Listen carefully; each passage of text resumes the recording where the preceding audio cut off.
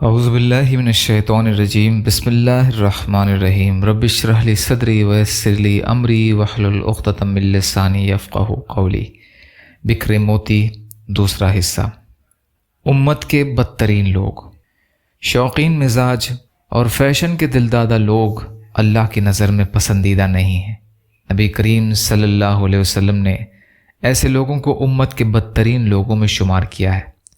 ارشاد نبوی ہے، میری امت کے بدترین لوگ وہ ہیں جو ناز و نام میں پیدا ہوئے اور اسی میں پلے اور بڑھے، جن کو ہر وقت بس اچھے اور انواع اور اقسام کے کھانوں اور طرح طرح کے لباس پہننے کی فکر لگی رہتی ہو، اور جو تکبر کی وجہ سے مٹھار کر بات چیت کرتے ہیں۔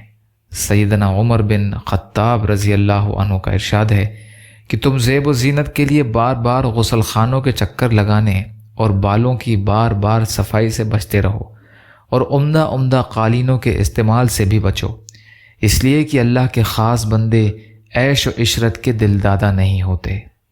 کتاب الزہد۔ دنیا میں سب سے بڑی دولت سکون اور عافیت ہے۔ دنیا میں رہ کر دنیا میں مدہوش نہ رہنا انسان کے لیے سب سے بڑا سکون کا ذریعہ ہے۔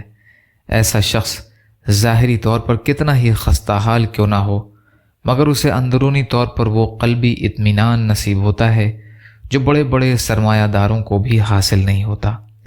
اس لیے حضرت صلی اللہ علیہ وسلم نے ارشاد فرمایا، دنیا سے بے رغبتی دل اور بدن دونوں کے لیے راحت بخش ہے۔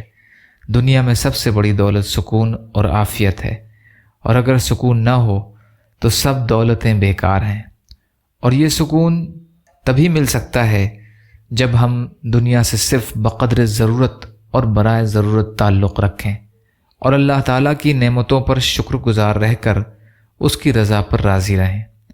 حضرت لقمان رضی اللہ عنہ نے ارشاد فرمایا، دین پر سب سے زیادہ مددگار صفات دنیا سے بے رغبتی ہے، کیونکہ جو شخص دنیا سے بے رغبت ہوتا ہے وہ صرف رضائے خداوندی کے لیے عمل کرتا ہے، اور جو شخص اخلاص سے عمل کرے اس کو اللہ تعالیٰ اجر و ثواب سے سرفراز فرماتا ہے۔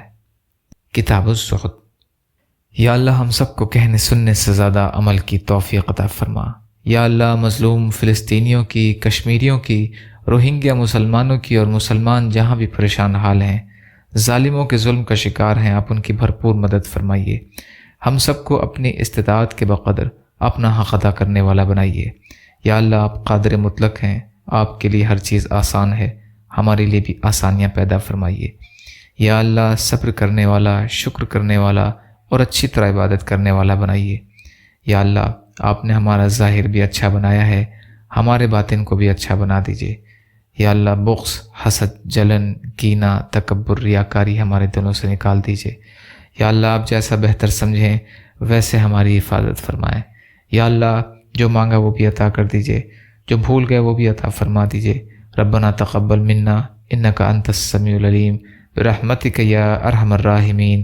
لا الہ الا اللہ محمد رسول اللہ۔ السلام علیکم۔